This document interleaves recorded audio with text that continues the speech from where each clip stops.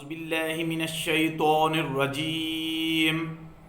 بسم اللہ الرحمن الرحیم۔ ہم اللہ سے کیوں نہیں ڈرتے اور شکر کے شرعی احکام قرآن مجید کی آیات اور احادیث مبارکہ کی روشنی میں مختصراً گفتگو۔ سورہ النحل آیت نمبر 51 اور 52 ترجمہ اللہ تعالیٰ کا ارشاد ہے، اور اللہ نے فرمایا دو کو عبادت کا مستحق نہ بناؤں، وہ اللہ صرف ایک ہی عبادت کا مستحق ہے، سو مجھ سے ڈرو، اور جو کچھ آسمانوں اور زمینوں میں ہے سب اسی کی ملکیت ہے اور اسی کی عبادت لازم ہے۔ کیا تم اللہ کے سوا کسی اور سے ڈرو گے؟ مخلوق کو چاہیے کہ وہ صرف اللہ سے ڈرے اور کسی سے نہ ڈرے، اور فضل اور احسان کی طلب میں اللہ کے سوا اور کسی کی طرف رغبت نہ کرے۔ اللہ تعالیٰ نے فرمایا اور جو کچھ آسمانوں اور زمینوں میں ہے سب اللہ کی ملکیت ہے، کیونکہ جب ثابت ہو گیا کہ آسمانوں اور زمینوں کو پیدا کرنے والا اور ان کے نظام کو چلانے والا اللہ تعالیٰ ہی ہے، تو اس کا لازمی نتیجہ ہے کہ یہ آسمان اور زمین اور جو کچھ ان کے مابین ہے وہ سب اللہ کی ملکیت ہے۔ اس کے بعد فرمایا کیا تم اللہ کے سوا اور کسی سے ڈرو گے؟ اس کا معنی یہ ہے کہ جب تم نے جان لیا کہ تمام کائنات کا خالق اور ناظم اعلیٰ اللہ ہے اور وہی واحد عبادت اور اطاعت کا مستحق ہے، اور جب تم نے یہ جان لیا کہ اللہ تعالیٰ کے سوا ہر چیز اپنے وجود میں اور اپنی بقا میں اللہ تعالیٰ کی محتاج ہے، تو ان اصولی چیزوں کے جاننے کے بعد کیا انسان کی عقل اس چیز کو جائز قرار دیتی ہے کہ انسان اپنے مقاصد اور مطالب میں اللہ تعالیٰ کے غیر کی طرف رغبت کرے اور اللہ تعالیٰ کے علاوہ کسی اور کے ڈر اور خوف سے کوئی کام کرے یا کسی کام سے باز رہے؟ آج ہم دیکھتے ہیں کہ ہم اپنے شاگردوں، مریدوں اور متاحت لوگوں سے ڈرتے ہیں۔ اپنی جھوٹی بڑائی قائم رکھنے کے لیے ہم ان کے سامنے کوئی بے حیائی کا کام نہیں کرتے اور خلوت اور تنہائی میں کر لیتے ہیں، سو ہم مخلوق سے ڈرتے ہیں، خالق سے نہیں ڈرتے، اور کبھی افسران بالا کے خوف سے متاحت عملہ ان کے سامنے غیر قانونی کام نہیں کرتا، اور جب افسران بالا سامنے نہ ہوں تو پھر متاحت عملہ غیر قانونی کام کر لیتا ہے، کیونکہ اس کو معلوم ہے کہ مخلوق کی گرفت فوراً ہو جائے گی اور اللہ کی گرفت تو آخرت میں ہوگی۔ نیز مخلوق کی گرفت ظاہر ہے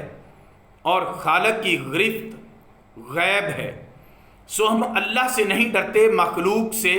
ڈرتے ہیں۔ وجہ یہ ہے کہ ہمارا آخرت پر ایمان کمزور ہے۔ حضرت عائشہ رضی اللہ عنہا نے رسول اللہ صلی اللہ علیہ وآلہ وسلم سے عرض کیا،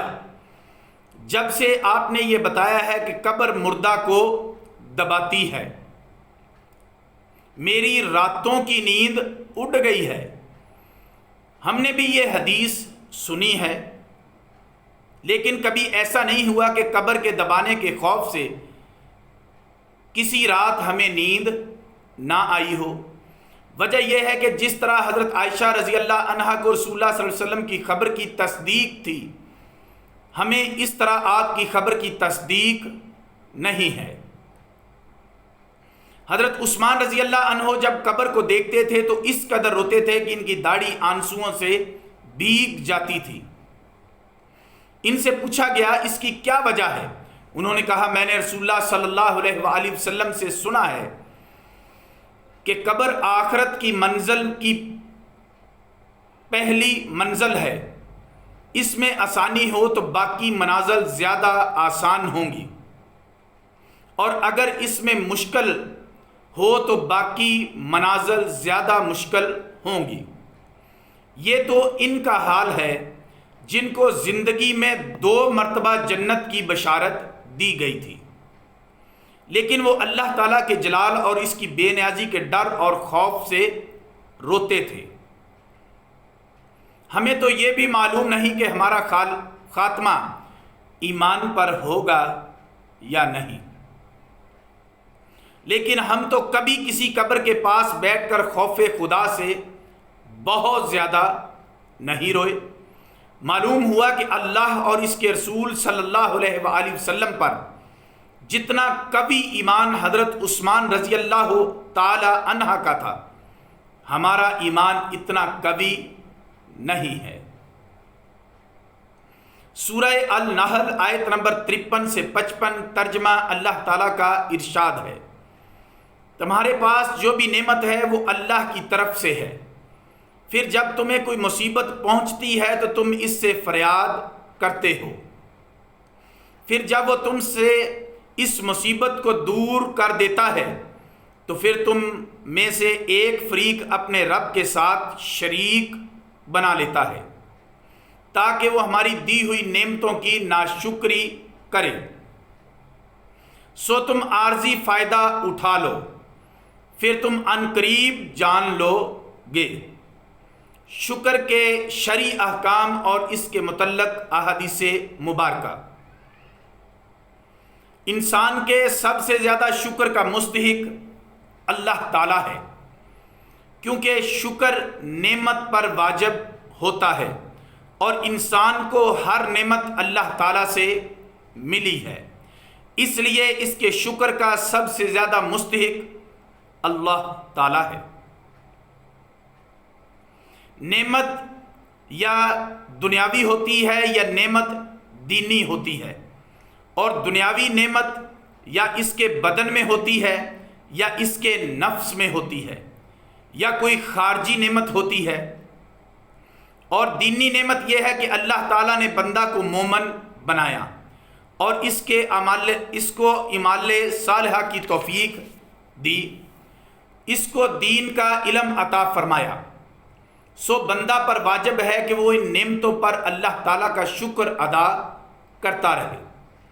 اور جن ذرائع اور وسائل سے اور جن لوگوں کی وساطت سے اس کو یہ نعمتیں حاصل ہوئی ہیں ان کا بھی شکر ادا کرے۔ حضرت ابو ہریرہ رضی اللہ عنہ بیان کرتے ہیں، نبی صلی اللہ علیہ وآلہ وسلم نے فرمایا، جو شخص لوگوں کا شکر گزار نہیں ہوتا وہ اللہ کا شکر گزار بھی نہیں ہوتا۔ حضرت انس رضی اللہ عنہ بیان کرتے ہیں کہ مہاجرین نے کہا، یا رسول اللہ، سارا اجر تو انصار لے گئے۔ آپ نے فرمایا، نہیں، جب تک تم ان کے لیے اللہ سے دعا کرتے رہو گے اور ان کی نیکیوں کی تعریف کرتے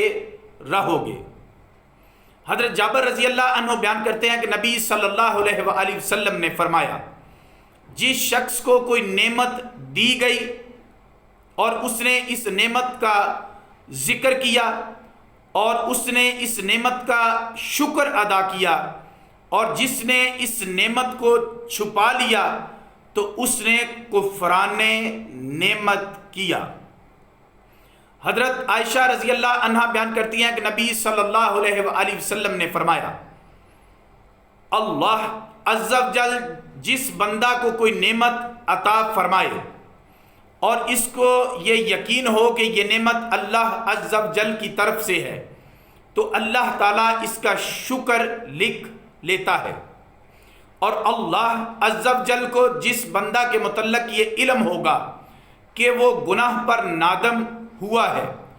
گناہ پر شرمندہ ہوا ہے، تو اللہ تعالیٰ اس کے استغفار کرنے سے پہلے اس کو بخش دیتا ہے، اس گناہ پر توبہ کرنے سے پہلے اللہ بندے کو بخش دیتا ہے۔ اور جو شخص کسی کپڑے کو 1 دینار کا خریدے اور اس کو پہنتے ہوئے اللہ تعالیٰ کی حمد کرے تو ابھی وہ کپڑا اس کے گھٹنوں تک نہیں پہنچتا کہ اللہ تعالیٰ اس کی مغفرت کر دیتا ہے۔ وما علینا الا البلاغ المبین،